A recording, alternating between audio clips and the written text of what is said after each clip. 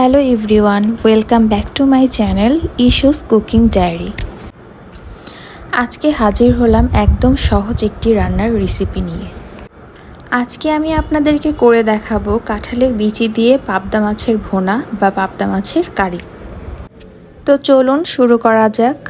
আমি প্রথমে একটি কড়াই নিয়ে নিয়েছি, সেখানে কিছু কাঁঠালের বিচি ফালি করে, পেঁয়াজ কুচি এবং মরিচ ফালি করে, তাতে পেঁয়াজ বাটা, রসুন বাটা, শুকনো মরিচের গুঁড়ো, হলুদ গুঁড়ো, ধনিয়ার গুঁড়ো এবং সামান্য জিরে গুঁড়ো দিয়ে দিয়েছি।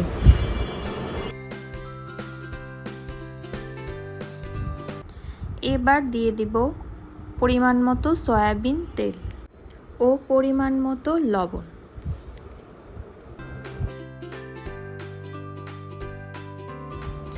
মশলাগুলো ভালোভাবে হাত দিয়ে মিশিয়ে নিতে হবে কিছুক্ষণ। আপনারা চাইলে এখানে কাঁঠালের বিচি বাদ দিয়ে টমেটো দিয়েও এই রেসিপিটি করতে পারেন। এ পর্যায়ে আমি পরিষ্কার করে ধুয়ে রাখা পাবদা মাছগুলো মশলায় দিয়ে দেব। দিয়ে হাত দিয়ে ভালোভাবে মশলার সাথে মাছগুলো মিশিয়ে নেব।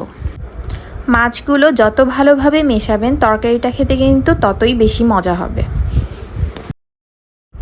মাছগুলোকে আমি পরপর কড়াইয়ে সুন্দরভাবে বিছিয়ে দেব, যাতে আগুনের তাপটা সবগুলো মাছে ভালোভাবে পায়।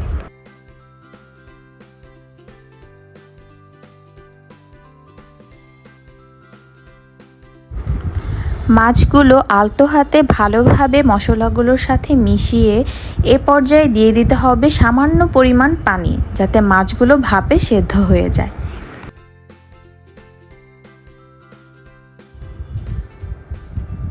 এখন আমি এটি চুলায় রান্না করতে বসিয়ে দেব। 8 থেকে 10 মিনিট অপেক্ষা করার পর দেখবেন ঠিক এরকম হয়ে যাবে। এইভাবে হাত দিয়ে মাখিয়ে মাছ রান্না করলে কিন্তু খেতে বেশ মজা হয়।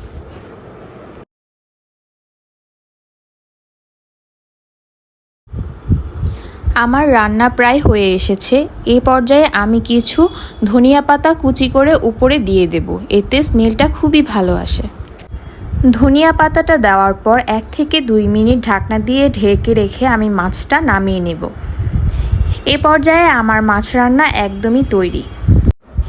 আমার রেসিপিটি যদি আপনাদের ভালো লেগে থাকে তাহলে অবশ্যই আমার চ্যানেলটি সাবস্ক্রাইব করে যাবেন। ধন্যবাদ।